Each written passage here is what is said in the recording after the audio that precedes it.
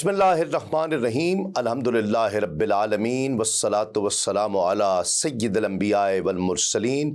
नाज़रीन किराम अस्सलामु अलैकुम व रहमतुल्लाहि व बरकातुहू। मैं हूँ तस्लीम अहमद साबरी और आप प्रोग्राम देख रहे हैं आदम से ख़ातम तक। नाज़रीन किराम, जैसा कि गुज़िश्ता प्रोग्राम में हम जिक्र कर चुके हैं कि मुसलमानों ने एक अददी ताकत बनने के बाद दिफाई पोजीशन तर्क करके हर जबर का तलवार के साथ मुकाबला करने की ठान ली और अल्लाह रब्बुल इज़्ज़त की जानिब से भी क़िताल की इजाज़त मिलने पर सरगर्मियाँ ऑफेंसिव होने लगी, सराया भी होने लगे। मामला धीरे धीरे बाज़ाब्ता जंग यानी ग़ज़वा बद्र की तरफ बढ़ रहा था। आज भी चंद मज़ीद सराया का ज़िक्र होगा और आज भी हम ये ज़िक्र करेंगे कि अल्लाह रब्बुल इज़्ज़त ने बैतुल मुक़द्दस के बजाय खाने काबा की तरफ रुख करके नमाज पढ़ने की इजाज़त दी। ये कोई आम बात नहीं थी। हकीकत ये थी कि मदीना मुनव्वरा के यहूदी मुसलसल अपनी मजालिस में ये ताना ज़नी करते रहे कि ये लोग बड़े मुसलमान बने फिरते हैं, नया दीन लाने का दावा करते हैं, लेकिन ज़रा देखो तो नमाज हमारे मुक़द्दस मकाम यानी मस्जिद अक्सा की तरफ रुख करके ही पढ़ते हैं। ख़ुद रसूलुल्लाह सल्लल्लाहु अलैहि वसल्लम और दीगर सहाबा किराम इस निश्तर ज़नी पर इंतहाई कबीदा खातर रहते थे। यहूदियों का ये प्रोपेगेंडा नहायत जहरीला साबित हो सकता था, क्योंकि नौ मुस्लिम सहाबा को ये तासुर दिया जा रहा था कि असल में तो नाउज़ बिल्लाह तुम लोग हमारी यानी यहूदियों की नकल कर रहे हो। और जब तहवील किबला का हुक्म आया तो भी उन लोगों ने शोर मचाना शुरू कर दिया। बहरहाल दूसरे हिजरी साल के इन्हीं वाक़यात को लेकर इंशाअल्लाह आज का प्रोग्राम आगाज़ करते हैं। अल्लाह रब्बुल इज़्ज़त की खुशनुदी, रज़ामंदी, दीन इस्लाम की सरफराजी और आलम कुफ्र की फितना तराजियों की बेखुनी के लिए जिहाद करना बहुत अफजल काम है। कुरान मजीद ने मुतअद्दिद मकामात पर इसका हुक्म सादिर फरमाया है और इसे दीन के छठे रुकन की हैसियत भी हासिल है। सूरह तौबा में इरशाद बारी ताला है, बेशक अल्लाह ताला ने मुसलमानों से उनके माल और जान खरीद लिए हैं उसके बदले पर कि उनके लिए जन्नत है। अल्लाह ताला की राह में लड़ें तो मारें और मरें, उसके ज़िम्मा करम पर सच्चा वादा है। तौरात और इंजील और कुरान में और अल्लाह ताला से ज़्यादा कौल व इकरार का पूरा कौन है? तो खुशियाँ मनाओ अपने सौदे की जो तुमने उससे किया है और यही बड़ी कामयाबी है। तौबा करने वाले, सजदा करने वाले, भलाई बताने वाले, सराहने वाले, रोज़ा रखने वाले, बुराई से रोकने वाले और अल्लाह की हदों पर निगाह रखने वाले और खुशखबरी सुनाओ ईमान वालों को। इमाम अबू यूसुफ अस्सालिही लिखते हैं कि नबी करीम सल्लल्लाहु अलैहि वसल्लम की सीरत तैयबा का अगरचे हर पहलू इंतहाई अहम और हिदायत बख्श है, लेकिन कलिमा हक़ को बुलंद करने के लिए सरवर दो आलम सल्लल्लाहु अलैहि वसल्लम की जिद्दोजहद, जिसे जिहाद या ग़ज़वात से ताबीर किया जाता है, उम्मत इस्लामिया के सियासी इस्तेहकाम और तरक्की के नुक्ता नज़र से इंतहाई अहमियत की हामिल है। ख़तीब बगदादी ने अपनी जामे में और इब्न असाकिर ने अपनी तारीख़ में हज़रत इमाम ज़ैनुल आबिदीन अली बिन हुसैन बिन अमीरुल मोमिनीन मौला कायनात मौला अलीउल मुर्तज़ा रज़ी अल्लाह ताला अन्हुम अजमाइन से रिवायत नकल की है कि हमें रसूलुल्लाह सल्लल्लाहु अलैहि वसल्लम के मगाज़ी यूँ पढ़ाए जाते थे जिस तरह हमें कुरान मजीद की कोई सूरत पढ़ाई जाती थी। ये दोनों मुहद्दिसीन इस्माइल बिन मोहम्मद बिन साद बिन अबी वक़ास रज़ी अल्लाह ताला अन्हुम से रिवायत करते हैं। इस्माइल फरमाते हैं कि मेरे वालिद मोहम्मद बिन साद मुझे रसूलुल्लाह सल्लल्लाहु अलैहि वसल्लम के मगाज़ी की तालीम दिया करते थे और मगाज़ी और सरियात यानी ग़ज़वात और सराया को गिन गिन कर हमें बताते थे और फरमाते थे کہ میرے نور نظر یہ تمہارے آباء و اجداد کا شرف ہے، اور اس کے ذکر کو ضائع نہ کرنا تمہاری دنیا اور آخرت کی بھلائی انہی غزوات کے جاننے میں ہے۔ ناظرین کرام، اسلام کا فلسفہ جہاد بھی دیگر عقائد کے قتال سے مختلف ہے، ان جیسا نہیں ہے۔ بلا وجہ خون بہانے کی اسلام میں ممانعت کی گئی ہے۔ اسلام میں تلوار چلانے کی اجازت کے ساتھ جنگ کی ایک نئی روایت نے بھی جنم لیا، جس سے اہل عرب اور پھر بعد میں اہل عجم آشنا نہیں تھے۔ اسی لیے صحیح مسلم میں منقول ہے کہ حضرت سلیمان بن بریدہ رضی اللہ تعالی عنہ اپنے والد گرامی سے روایت کرتے ہیں کہ رسول اللہ صلی اللہ علیہ وآلہ وسلم جب کسی شخص کو کسی بڑے یا چھوٹے لشکر کا امیر بناتے تو اسے بالخصوص اللہ سے ڈرنے کی وصیت فرماتے اور اس کے ساتھی مسلمانوں کو نیکی کی وصیت فرماتے۔ پھر آپ صلی اللہ علیہ وآلہ وسلم فرمایا کرتے کہ اللہ کا نام لے کر اس کے راستے میں جہاد کرو۔ جو شخص اللہ کے ساتھ کفر کرے اس کے ساتھ جنگ کرو، خیانت نہ کرو، عہد شکنی نہ کرو، کسی شخص کے اعضاء کاٹ کر اس کی شکل نہ بگاڑو، اور کسی بچے کو قتل نہ کرو۔ جب تمہارا اپنے مشرک دشمنوں سے مقابلہ ہو تو انہیں 3 چیزوں کی دعوت دو، وہ ان میں سے جسے بھی قبول کر لیں، مان لے تو تم بھی اسے قبول کرنا اور جنگ سے رک جانا۔ پہلے انہیں اسلام کی دعوت دو، اگر وہ اسلام لے آئیں تو ان کا اسلام قبول کر لو، ان سے جنگ نہ کرو، اور ان سے یہ کہو کہ وہ اپنا شہر چھوڑ کر مہاجرین کے شہر میں آ جائیں، اور انہیں یہ بتاؤ کہ اگر انہوں نے ایسا کر لیا تو انہیں وہ سہولتیں ملیں گی جو مہاجرین کو ملا کرتی ہیں، اور ان پر وہ ذمہ داریاں ہوں گی جو مہاجرین پر ہیں، اور اگر وہ مہاجرین کے شہر میں آنے سے انکار کر دیں تو ان کو پھر یہ خبر دے دو کہ پھر ان پر دیہاتی مسلمانوں کا حکم نافذ ہوگا۔ اگر وہ لوگ اس دعوت کو قبول نہ کریں تو پھر ان سے جزیے کا سوال کرو، اگر وہ تسلیم کریں تو پھر تم بھی اس کو قبول کر لو اور ان کے ساتھ پھر جنگ نہ کرو، اور اگر وہ اس کا انکار کریں تو پھر اللہ کی مدد کے ساتھ ان سے جنگ کا آغاز کرو۔ اور جب تمہیں کسی قلعے کا محاصرہ کرنا پڑے اور محاصرہ کر لو، اور قلعے والے اللہ رب العزت اور اس کے رسول کو کسی عہد پر ضامن بنانا چاہیں تو تم اللہ اور اس کے رسول کو ضامن نہ بنانا، بلکہ اپنے آپ کو اور اپنے ساتھیوں کو ضامن بنانا، کیونکہ تمہارے لیے اپنے اور اپنے ساتھیوں کے عہد سے پھر جانا اس سے آسان ہے کہ تم اللہ اور اس کے رسول کے عہد کو توڑو۔ جب تم کسی قلعے کا محاصرہ کر لو اور ان کا یہ ارادہ ہو کہ تم انہیں اللہ کے حکم کے مطابق قلعے سے نکالو تو تم ان کو اللہ رب العزت کے حکم کے بموجب نہ نکالو، بلکہ انہیں اپنے حکم کے مطابق نکالو، کیونکہ تم اس بات کو نہیں جانتے کہ تمہاری رائے اور اجتہاد اللہ کے حکم کے مطابق ہے بھی یا نہیں ہے۔ صحیحین میں حضرت ابو موسیٰ رضی اللہ تعالیٰ عنہ سے روایت ہے کہ رسول اللہ صلی اللہ علیہ وآلہ وسلم جب اپنے صحابہ کرام میں سے کسی شخص کو کسی مہم پر روانہ فرمایا کرتے تو اس سے ارشاد فرماتے کہ لوگوں کو خوش کرو، انہیں متنفر نہ کرو، آسانی پیدا کرو، مشکل پیدا نہ کرو۔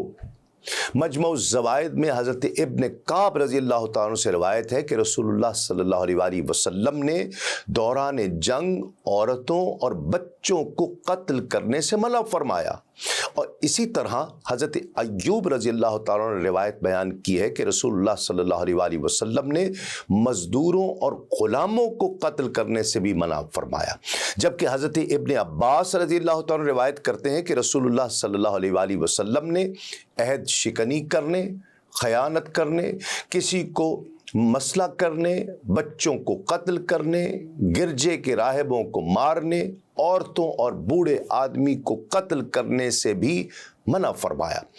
بخاری کتاب الجہاد میں یہ لکھا ہے کہ آپ صلی اللہ علیہ وآلہ وسلم نے دشمن کو آگ کا عذاب دینے یعنی زندہ جلانے سے منع فرمایا، خواہ دشمن سے مقابلے کی تمنا کرنے سے منع کیا، لیکن اس کے ساتھ ساتھ مقابلہ ناگزیر ہو جانے کی صورت میں کہ اب مقابلہ ضروری ہو چکا ہے، اس صورت میں ثابت قدم رہنے کی تلقین فرمائی۔ رسول اللہ صلی اللہ علیہ وسلم کی ان ہدایات سے ناظرین کرام واضح ہوتا ہے کہ اسلام کے فلسفہ جہاد کا مقصد قتل و غارت کے بازار گرم کرنا نہیں ہے، بلکہ انسانیت کی اصلاح اور تربیت ہے۔ ایک موقع پر آپ صلی اللہ علیہ وسلم نے حضرت مولا کائنات مولا علی المرتضیٰ رضی اللہ تعالیٰ عنہ سے فرمایا کہ اگر تمہارے ذریعے ایک شخص کو بھی ہدایت مل گئی تو یہ تمہارے لیے سرخ اونٹ سے بہتر ہے۔ خود حضور نبی کریم صلی اللہ علیہ وسلم کا یہ معمول مبارک تھا کہ جس طرح آپ دن کے آغاز میں سفر کرنا پسند کرتے تھے، اسی طرح شروع دن میں یعنی دن کے آغاز میں لڑائی کرنا بھی پسند فرماتے تھے۔ کسی وجہ سے شروع دن میں نہ لڑ سکتے تو لڑائی کو مؤخر کر دیا کرتے، یہاں تک کہ سورج ڈھل جاتا، ہوائیں چلنے لگتی اور اللہ کی مدد اتر آتی۔ لڑائی کے وقت آپ صلی اللہ علیہ وسلم صحابہ کرام سے یہ بیعت لیا کرتے کہ وہ میدان جنگ سے بھاگیں گے نہیں، اور بعض اوقات مرنے پر بھی بیعت کر لیا کرتے۔ جس طرح آپ اسلام پر بیعت لیا کرتے تھے، اس طرح جہاد پر بھی بیعت لیا کرتے تھے۔ فتح مکہ سے پہلے آپ ہجرت پر بیعت لیتے تھے۔ آپ جہاد میں اپنے صحابہ کرام سے مشورہ کیا کرتے کہ کیمپ کہاں لگایا جائے، دشمن کا مقابلہ کیسے کیا جائے، یعنی جنگی کونسل سے مشاورت کو آپ نے فروغ دیا۔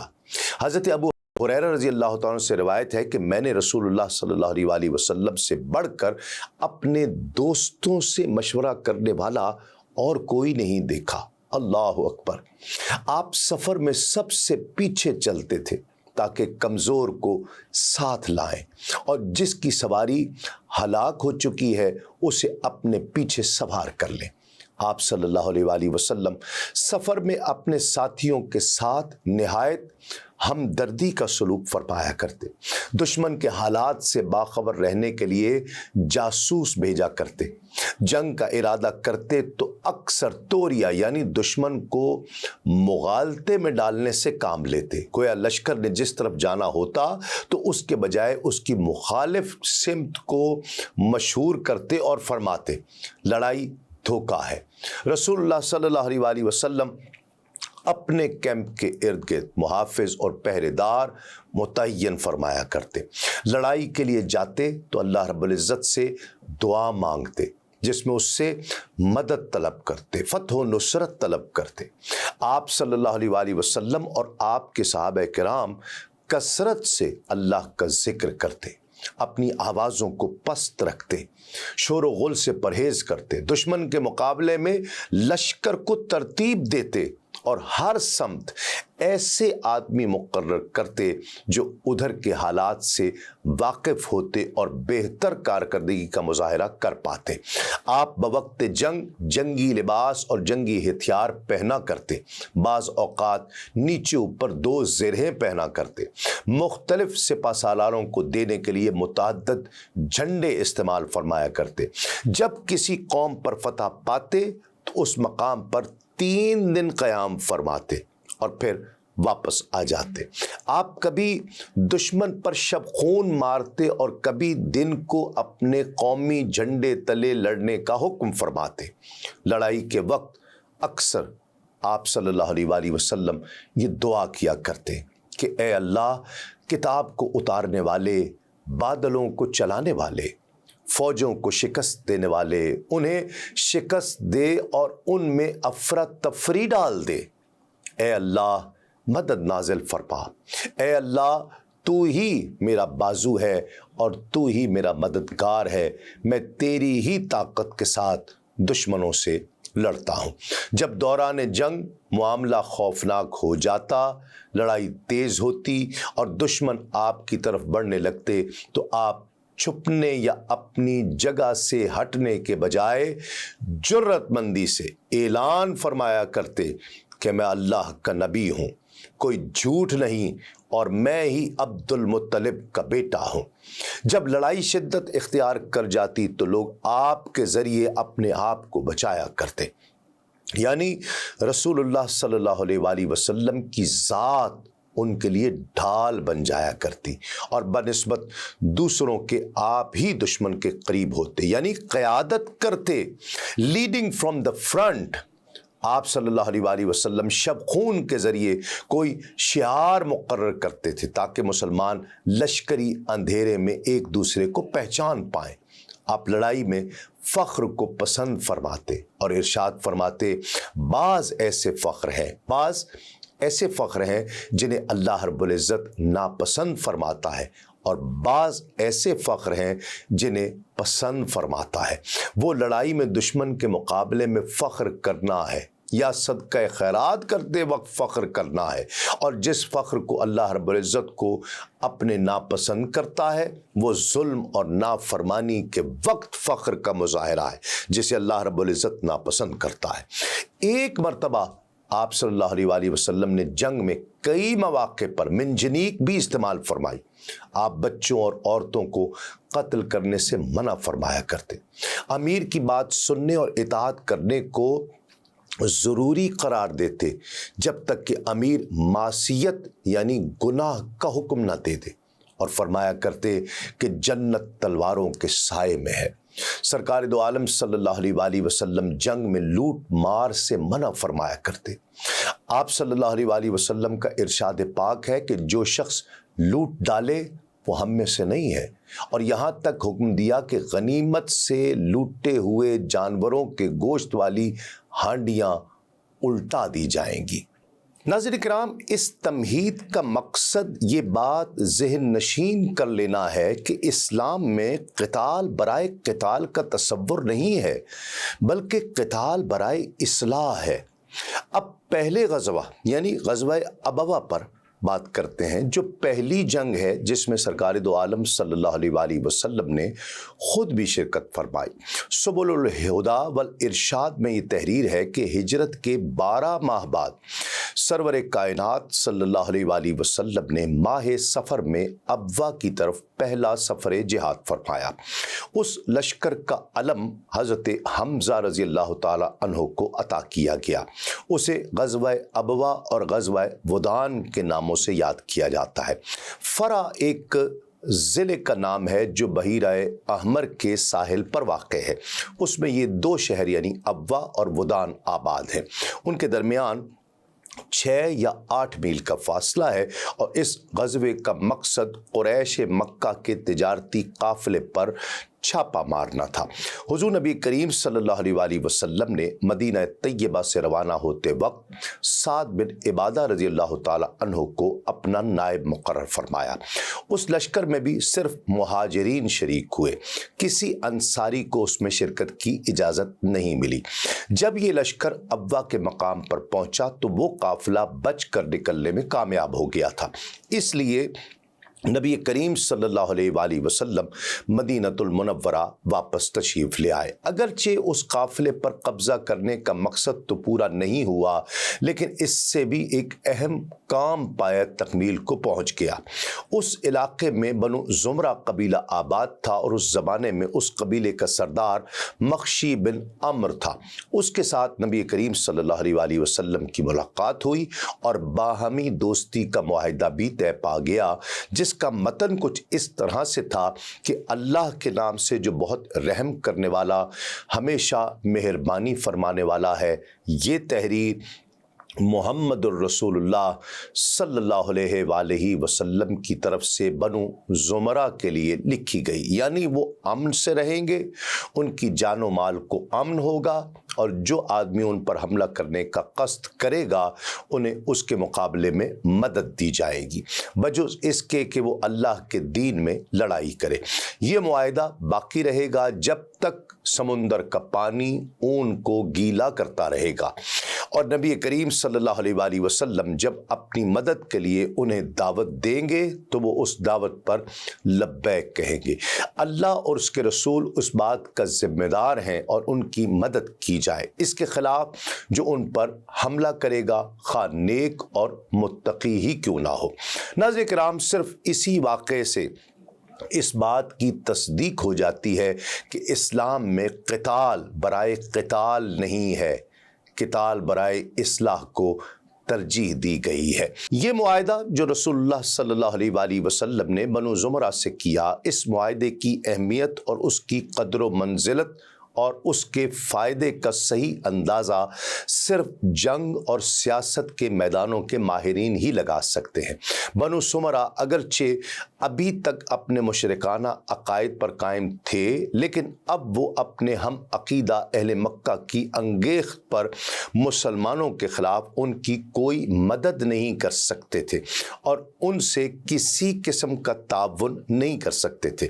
یہ دشمن کے تجارتی قافلے پر قبضہ کرنے کی کامیابی سے بھی کہیں زیادہ بڑی کامیابی تھی جو اللہ رب العزت نے اپنے نبی مکرم صلی اللہ علیہ وآلہ وسلم کو مرحمت فرمائی۔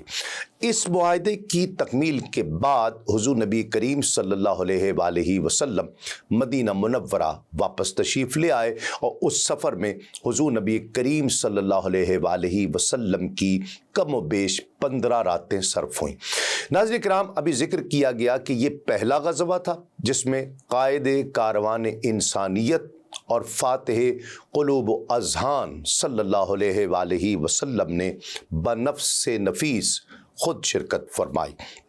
سیرت ابن حشام میں یہ تحریر ہے کہ دوسرے سال کے ماہ ربیع الآخر میں حضور نبی کریم صلی اللہ علیہ وآلہ وسلم نے بوات کا سفر اختیار فرمایا۔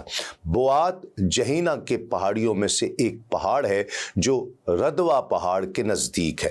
امام ابن سعد نے طبقات میں لکھا ہے کہ یہ سفر ربیع الاول میں فرمایا گیا۔ 200 مہاجرین کرام آپ کے ہم رکاب تھے۔ علم برداری کا منصب حضرت سعد بن ابی وقاص رضی اللہ تعالی عنہ کے پاس تھا۔ مدینہ منورہ میں ایک قول کے مطابق حضرت سعد بن معاذ رضی اللہ تعالی عنہ کو، جبکہ دوسرے قول کے مطابق حضرت صائب بن عثمان رضی اللہ تعالی عنہ کو خلیفہ مقرر کیا گیا۔ اس لشکر اسلام کا مقصد بھی قریش کے تجارتی قافلے کو روکنا تھا جس کی قیادت امیہ بن خلف کر رہا تھا۔ اس تجارتی قافلے میں آدمیوں کی تعداد 100 اور اونٹوں کی تعداد 2500 کے قریب تھی۔ جب آپ اپنے غازیان صف شکن کو ساتھ لے کر بوات پہنچے تو آگے یہ قافلہ بھی نکل چکا ہوا تھا۔ آپ ربیع الاخر کے آخری اور جمادی الاول کے ابتدائی دن وہیں قیام پذیر رہے، پھر واپس تشریف لائے، لڑائی نہیں ہوئی۔ اب غزوہ ذوالعشیرہ کی تفصیل۔ رسول اللہ صلی اللہ علیہ وآلہ وسلم جمادی الاخر میں 150 اور دیگر روایات کے مطابق 200 مہاجرین کو لے کر روانہ ہوئے۔ آپ کا علم جہاد حضرت امیر حمزہ رضی اللہ تعالیٰ عنہ کے ہاتھوں میں تھا اور مدینہ منورہ پر حضور نبی کریم صلی اللہ علیہ وآلہ وسلم ابو السلمہ بن عبد الاسد کو نائب مقرر فرمایا۔ ان کے پاس 30 اونٹ تھے جن پر لشکری بار بار سوار ہوا کرتے تھے۔ اس کارروائی کا مقصد قریش کے ایک کاروان شام کو پکڑنا تھا، کیونکہ آپ کو اطلاع مل چکی تھی کہ قافلہ قریش کا بہت سا سامان لے کر مکے سے روانہ ہوا ہے۔ آپ یمبا کی جانب مقام عشیرہ پر پہنچے تو معلوم ہوا کہ قافلہ چند دن پہلے یہاں سے گزر چکا ہے۔ یہ وہی قافلہ تھا ناظرین کرام جس کی شام سے واپسی پر آپ نے حملے کا ارادہ فرمایا تھا اور اللہ رب العزت نے اس پر غلبہ دینے کا وعدہ فرمایا تھا۔ اس تجارتی قافلے میں تمام اہل مکہ نے بڑھ چڑھ کر سرمایہ کاری کی تھی کہ جس قریشی مرد یا عورت کے پاس مثقال کے برابر بھی سونا تھا اس نے تجارت کے لیے وہاں انہیں دیا۔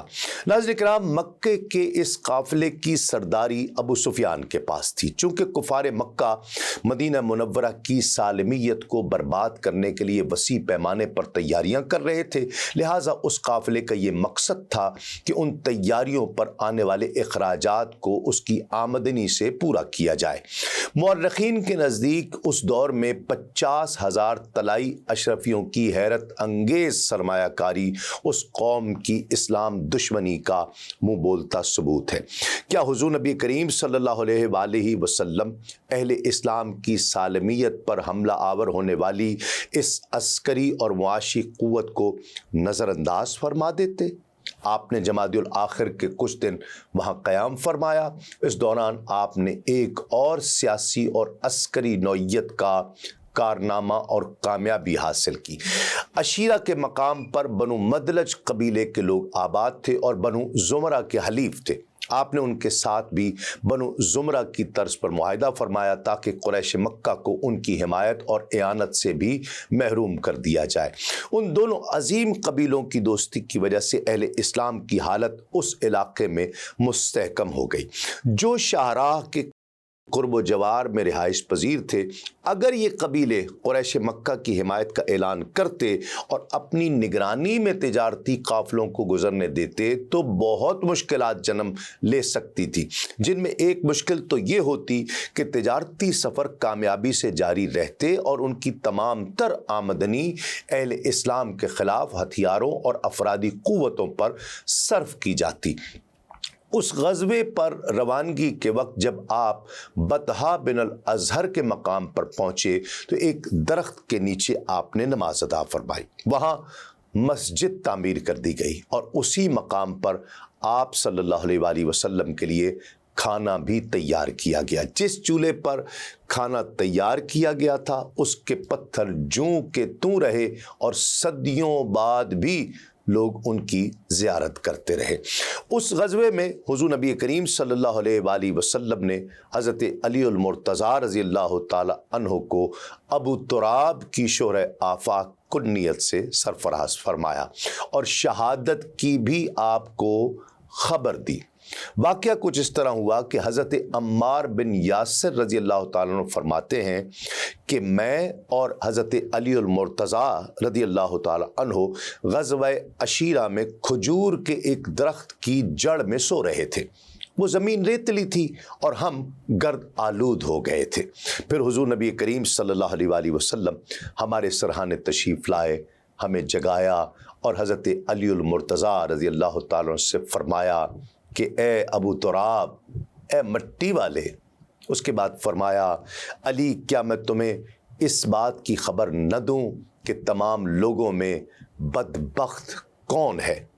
عرض کیا یا رسول اللہ آپ فرمائیے۔ آپ صلی اللہ علیہ وآلہ وسلم نے فرمایا، تمام لوگوں یعنی انسانوں میں دو شخص سب سے زیادہ بدبخت ہیں۔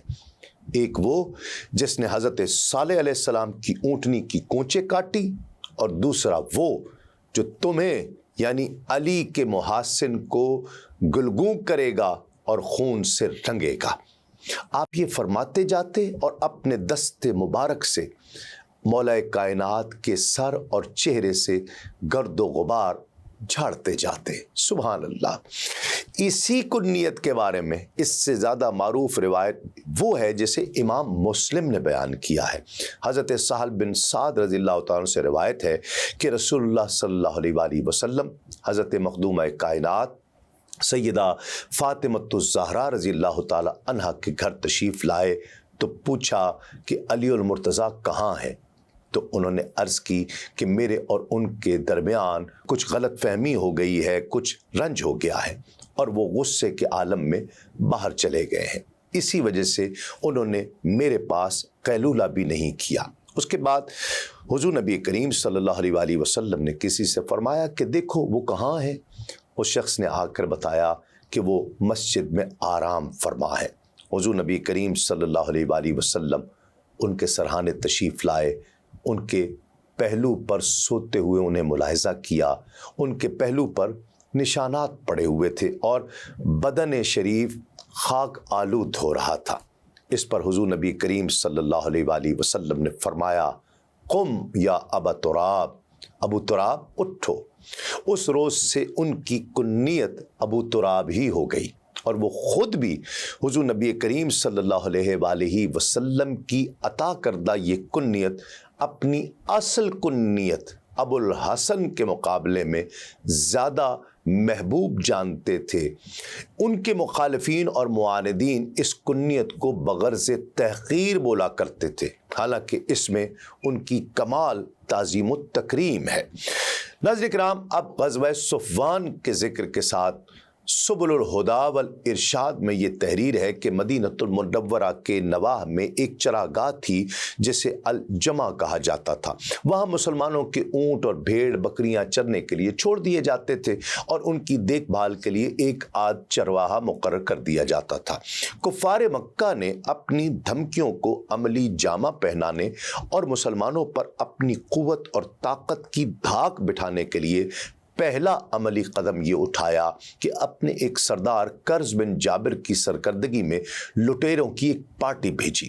انہوں نے چراگاہ پر حملہ کر دیا، چرواہے کو قتل کر دیا، کچھ درخت کاٹے، اور جتنے اونٹ اور بھیڑ بکریوں کو ہانک کر وہ لے جا سکتے تھے لے گئے۔ رحمت عالم صلی اللہ علیہ وآلہ وسلم کو اطلاع ملی تو حضور نبی کریم صلی اللہ علیہ وآلہ وسلم اس کے تعاقب میں اپنے صحابہ کرام کے ساتھ نکلے۔ حضور نبی کریم صلی اللہ علیہ وآلہ وسلم نے ان کا تعاقب وادی صفوان تک کیا جو بدر کی آبادی کے قریب تھی، لیکن وہ قافلہ تیزی سے آگے نکل گیا، اس لیے رحمت عالم صلی اللہ علیہ وآلہ وسلم مدینہ طیبہ واپس تشریف لے آئے۔ اس وادی کی نسبت سے جہاں تک حضور نبی کریم صلی اللہ علیہ وآلہ وسلم نے ان کا تعاقب فرمایا اسے غزوہ صفوان سے موسوم کیا گیا، اور کیونکہ یہ وادی بدر کے بہت قریب تھی اور اس سے زیادہ مشہور تھی، اس لیے اس غزوے کو غزوہ بدر اولا بھی کہا جاتا ہے۔ اس مہم میں لشکر اسلام کے علم بردار سیدنا علی المرتضیٰ رضی اللہ تعالی عنہ تھے۔ سرکار نے زید بن حارثہ رضی اللہ تعالی عنہ کو مدینہ منورہ میں اپنا نائب مقرر فرمایا۔ ناظرین کرام، ان غزوات کے بعد رسول اللہ صلی اللہ علیہ وآلہ وسلم 3 ماہ جمادی الاخر، رجب اور شعبان مدینۃ المنورہ میں رہے، اور ہجرت کے 16ویں مہینے رجب المرجب میں آپ نے حضرت عبداللہ بن جہش کو 12 مہاجرین کرام کے ایک سریہ پر امیر مقرر کر کے قریش مکہ کے ایک قافلے کی تلاش میں مقام مخلا کی طرف بھیج دیا۔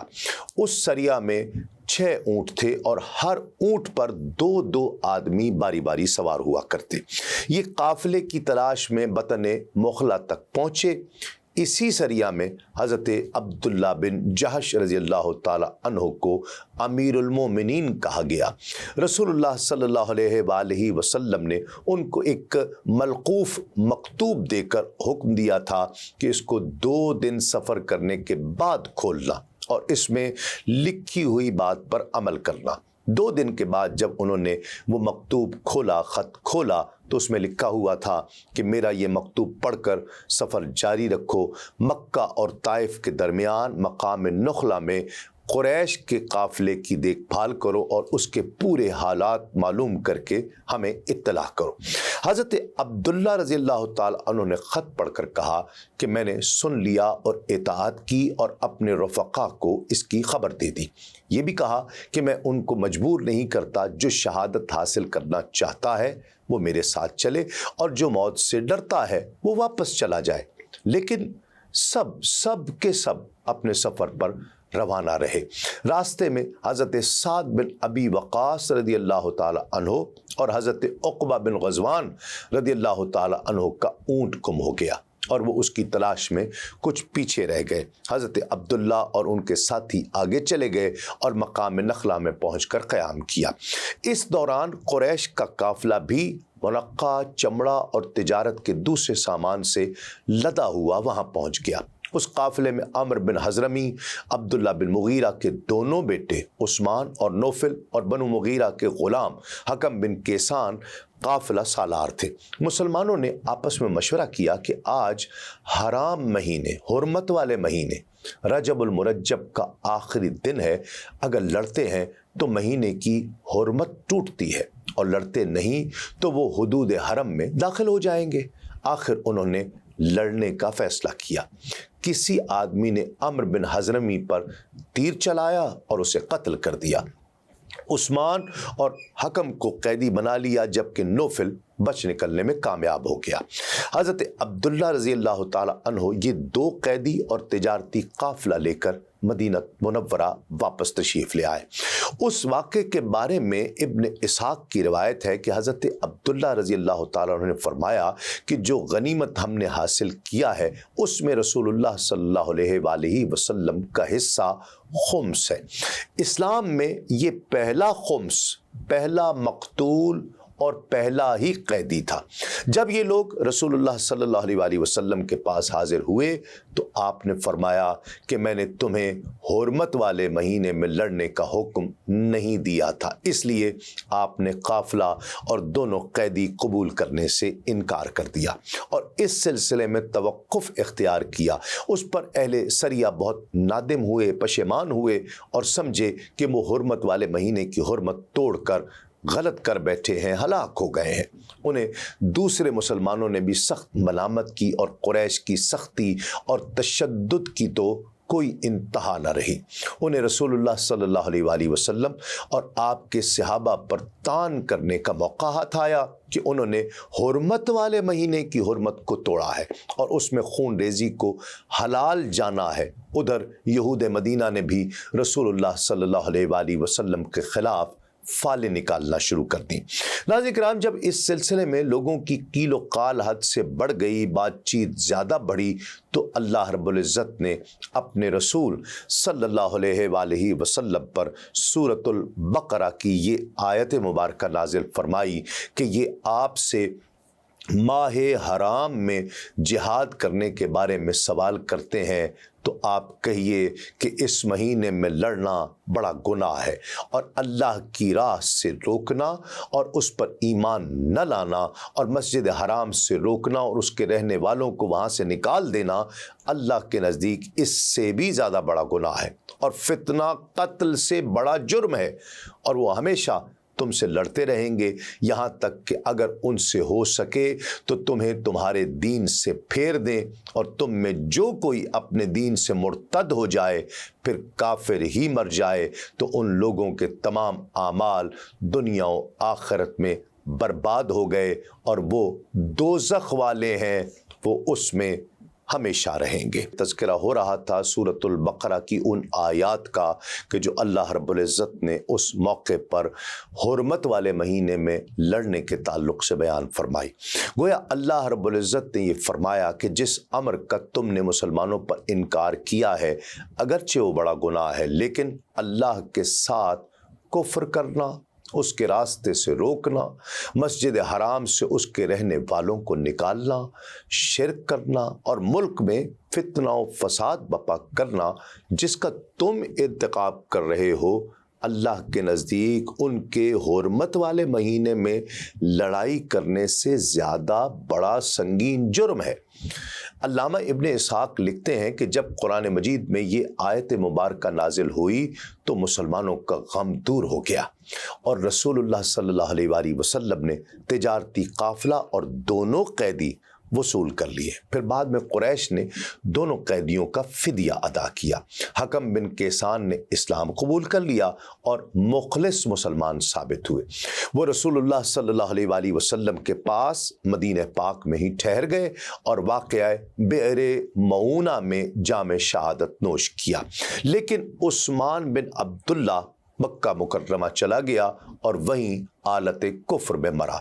जब हज़रत अब्दुल्ला बिन जहश रज़ियल्लाहु ताला अन्हो और उनके साथियों का गम और अंदेशा दूर हुआ तो सवाब के तलबगार हुए और कहने लगे कि या रसूल अल्लाह, क्या हमें उस गज़वा में मुजाहिदीन का सवाब मिलेगा? तो इसके मुताल्लिक اللہ رب العزت نے یہ آیت مبارکہ نازل فرمائی کہ بلا شبہ وہ لوگ جو ایمان لائے اور انہوں نے اللہ کے راستے میں ہجرت اور جہاد کیا، اللہ کی رحمت کے امیدوار ہیں۔ اسی واقعے کے متعلق حضرت عبداللہ بن جہش نے یہ اشعار بھی کہے تھے کہ تم لوگ ماہ حرام کے قتل کو بڑا گناہ شمار کر رہے ہو، حالانکہ اگر سیدھی راہ پر چلنے والا سیدھی راہ کو دیکھے تو اس سے بڑا گناہ تو یہ معلوم ہوتا ہے۔ تمہارا حضرت محمد مصطفیٰ صلی اللہ علیہ وآلہ وسلم کے فرمان کی مخالفت کرنا، اس کے ساتھ کفر کرنا، جبکہ اللہ اس کا گواہ ہے۔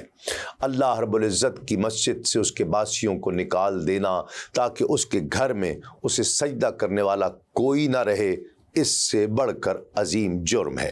اگرچہ تم اس کے قتل پر ہمیں آر دلاتے ہو اور حاسد اور باغی بھی اسلام کے خلاف خوب پروپیگنڈا کرتے ہیں، ہم نے بھی مقام نخلا میں جب واقد نے لڑائی کی آگ روشن کی، ابن حضرمی کے خون سے اپنے نیزوں کو سیراب کیا اور عثمان بن عبداللہ بحالت قید ہمارے درمیان چمڑے کے مضبوط توق کھینچتے رہے۔ ناظرین کرام، یہاں تھوڑا سا توقف کرتے ہوئے قتل و جہاد سے ہٹ کر دوسری ہجری میں احکام شرعی کے نفاذ اور قبلے کی تبدیلی کا ذکر کرتے ہیں۔ ہجرت کے بعد امت مسلمہ کے لیے دوسرا سال موت و حیات کی کشمکش کا سال تھا۔ مسلمانوں نے اگر باعزت طور پر زندہ رہنا تھا تو اس کے لیے ضروری تھا کہ وہ اپنی قوت اور طاقت کا ایسا مظاہرہ کریں کہ ان کے بدخواہ ان کے وجود کو اور ان کی قوت کو تسلیم کرنے پر مجبور ہو جائیں۔ اس لیے حضور نبی کریم صلی اللہ علیہ وآلہ وسلم نے مجاہدین کے مختصر دستے مختلف علاقوں میں بھیج کر دشمن کو ہراساں بھی کرنا شروع کیا اور مختلف علاقوں کے جغرافیائی حالات سے بھی واقفیت بہم پہنچائی گئی۔ اس قسم کے ہنگامی حالات میں عام طور پر دوسری قومیں اپنی ساری توجہ اپنے سارے وسائل اپنے دفاع کو ناقابل تسخیر بنانے کے لیے وقف کر دیا کرتے ہیں، لیکن کاروان انسانیت کا راہبر اپنی امت کے دفاع اور بقا کی جنگ بھی لڑ رہے تھا، اور اس کٹھن مرحلے میں اپنی امت کی انفرادی اور اجتماعی اصلاح اور فلاح کے منصوبوں سے ایک لمحہ بھی آپ غافل نہیں ہوئے۔ سرور دو عالم صلی اللہ علیہ وآلہ وسلم ہجرت فرما کر مدینہ طیبہ میں رونق افروز ہوئے، بحکم الہی ادائے نماز کے وقت بیت المقدس کی طرف رخ کر کے نماز پڑھتے۔ 17 ماہ تک یہی معمول رہا۔ ویسے حضور نبی کریم صلی اللہ علیہ وآلہ وسلم کی آرزو اور تمنا یہ تھی کہ بیت المقدس کے بجائے کعبہ شریف کو امت مسلمہ کا قبلہ بنایا جائے، کیونکہ یہ حضور نبی کریم صلی اللہ علیہ وآلہ وسلم کے جد امجد سیدنا ابراہیم خلیل اللہ علیہ السلام نے تعمیر فرمایا تھا۔ ایک روز حضور نبی کریم صلی اللہ علیہ وآلہ وسلم نے اپنی اس خواہش کا اظہار جبریل امین علیہ السلام کے سامنے کیا، تو انہوں نے عرض کی کہ یا رسول اللہ، میں بھی آپ کی طرح اللہ کا بندہ ہوں، میں اس کی اجازت کے بغیر دم تک نہیں مار سکتا، آپ اللہ سے دعا کرتے رہیے۔ حضور نبی کریم صلی اللہ علیہ وآلہ وسلم تحویل قبلہ کے لیے مصروف دعا ہو گئے۔ اللہ کے حکم کے انتظار میں حضور کی نگاہیں آسمان کی طرف بار بار اٹھتی رہتی۔ ناظرین کرام، ایک روز سرور کائنات صلی اللہ علیہ وآلہ وسلم حضرت بشرین کی والدہ سے ملاقات کے لیے ان کے گھر تشریف لے گئے۔ ان کا گھر بنو سلمہ کے محلے میں ہی تھا۔ بشرین کی والدہ نے دوپہر کے کھانے کا اہتمام کیا، اسی دوران نماز ظہر کا وقت ہو گیا۔ حضور نبی کریم صلی اللہ علیہ وآلہ وسلم نے حسب معمول بیت المقدس کی طرف رخ انور کر کے نماز ظہر پڑھانا شروع کر دی۔ جب 2 رکعات پڑھا چکے تو جبریل امین حاضر ہوئے اور اشارہ کیا کہ آپ کعبہ شریف کی طرف اپنا رخ انور پھیر کر بقیہ نماز مکمل کر لیجیے۔ حکم الہی ملتے ہی حضور نبی کریم صلی اللہ علیہ وآلہ وسلم نے نماز ہی کی حالت میں اپنا رخ انور کعبۃ اللہ کی طرف پھیر لیا، اور حضور کی اقتداء میں تمام نمازیوں نے بھی بلا تعمل اپنے رخ بیت المقدس سے پھیر کر کعبۃ اللہ کی طرف کر لیے، کیونکہ مدینہ طیبہ سے بیت المقدس جانب شمال ہے اور کعبہ شریف اس کے بالکل بالمقابل جنوب میں ہے۔ اس لیے اس تبدیلی کا نتیجہ یہ ہوا کہ پیچھے جہاں مستورات نماز ادا کر رہی تھیں وہاں مرد اگر کھڑے ہو گئے اور ان کی جگہ مستورات آ کر کھڑی ہو گئیں، اس وقت یہ آیات مبارکہ نازل ہوئیں۔ ارشاد ربانی ہے، اعوذ باللہ من الشیطان الرجیم، قد نرى تقلب وجهك في السماء فلنولينك قبلة ترضاها فول وجهك شطر المسجد الحرام وحيث ما كنتم فولوا وجوهكم شطرا۔ ہم دیکھ رہے ہیں بار بار آپ کا منہ کرنا آسمان کی طرف، تو ہم ضرور پھیر دیں گے آپ کو اس قبلے کی طرف جسے آپ پسند کرتے ہیں۔ لو اب پھیر لو اپنا چہرہ مسجد حرام کی طرف، اے مسلمانوں جہاں کہیں تم ہو پھیر لیا کرو اپنے منہ اس کی طرف۔ اس لیے یہ مسجد قبلتین کے نام سے مشہور ہوئی۔ صحابہ کرام کے قلوب میں اپنے ہادی و مرشد صلی اللہ علیہ وآلہ وسلم کی غیر مشروط اطاعت کا جو جذبہ موجزن تھا، اس کے بڑے خوبصورت اور حیران کن مناظر اس وقت دیکھنے میں آئے۔ عباد بن بشر رضی اللہ تعالیٰ عنہ ظہر کی نماز حضور کی اقتداء میں ادا کرنے کے بعد انصار کے محلے بنی حارثہ میں تشریف لے گئے۔ عصر کا وقت ہو گیا تھا، وہاں انصار با جماعت نماز عصر ادا کر رہے تھے۔ اس وقت وہ حالت رکوع میں تھے۔ حضرت عباد بن بشر نے بلند آواز سے فرمایا کہ میں اللہ کے نام کے ساتھ شہادت دیتا ہوں کہ میں نے حضور کی اقتداء میں بیت اللہ شریف کی طرف منہ کر کے نماز ظہر پڑھی ہے۔ یہ سنتے ہی سب نمازی بلا تعامل جس حالت میں تھے اسی حالت میں کعبہ شریف کی طرف منہ کر کے نماز ادا کرنے لگے، رضوان اللہ تعالی علیہم اجمعین۔ اسی طرح ایک دوسرے صحابی حضرت رافع رضی اللہ تعالیٰ عنہ فرماتے ہیں کہ ہم محلہ بنی اشہل میں نماز ادا کر رہے تھے کہ ایک آدمی آیا اور آ کر کہا کہ رسول اللہ صلی اللہ علیہ وآلہ وسلم کو حکم ہو گیا ہے کہ کعبۃ اللہ کی طرف منہ پھیر لیں۔ یہ آواز سنتے ہی ہمارے امام نے حالت نماز میں ہی اپنا رخ بیت المقدس سے بیت اللہ شریف کی طرف پھیر لیا، اور ہم تمام مقتدیوں نے بھی بے چون و چرا اپنے منہ پھیر لیے۔ ناظرین کرام، ہجرت سے 16-17 ماہ بعد رجب میں بعد زوال آفتاب تحویل قبلہ کے بارے میں حکم الہی نازل ہوا۔ جب مسلمانوں نے حکم الہی کے مطابق کعبۃ اللہ کی طرف منہ کر کے نمازیں پڑھنا شروع کی تو یہود نے پھر شور مچانا شروع کر دیا۔ کبھی کہتے کہ یہ لوگ پھر مکے والوں کی طرف مائل ہو گئے ہیں، دیکھنا اب رفتہ رفتہ ان کے مشرکانہ عقائد کو اپنا لیں گے، لوگوں دیکھو یہ کس طرح پینترا بدلتے ہیں، اور اگر کعبے کو قبلہ بننا تھا تو پہلے ہی بنا لیا ہوتا، یہ کیا کھیل ہے کہ چند ماہ بعد بیت المقدس کو قبلہ بنائے رکھا پھر اچانک ادھر سے منہ موڑ کر کعبے کی طرف کر لیا، اس میں بھلا کیا حکمت ہے؟ یعنی اس طرح کی بدبختی اور بکواس کرنے لگے۔ اللہ نے ان کو اس حجت بازی کو یہ فرماتے ہوئے مسترد کر دیا کہ اس میں حکمت یہ ہے کہ ہم دیکھنا چاہتے ہیں کہ کون ہمارے حکم کے سامنے سر تسلیم خم کرتا ہے اور کون اپنی ہوائے نفس کا اسیر بنا رہتا ہے۔ اسی لیے ارشاد ربانی ہوا کہ اور انہیں مقرر کیا ہم نے بیت المقدس کو قبلہ جس پر آپ اب تک رہے، مگر اس لیے کہ ہم دیکھ لیں کہ کون پیروی کرتا ہے تمہارے رسول کی اور کون مڑتا ہے الٹے پاؤں۔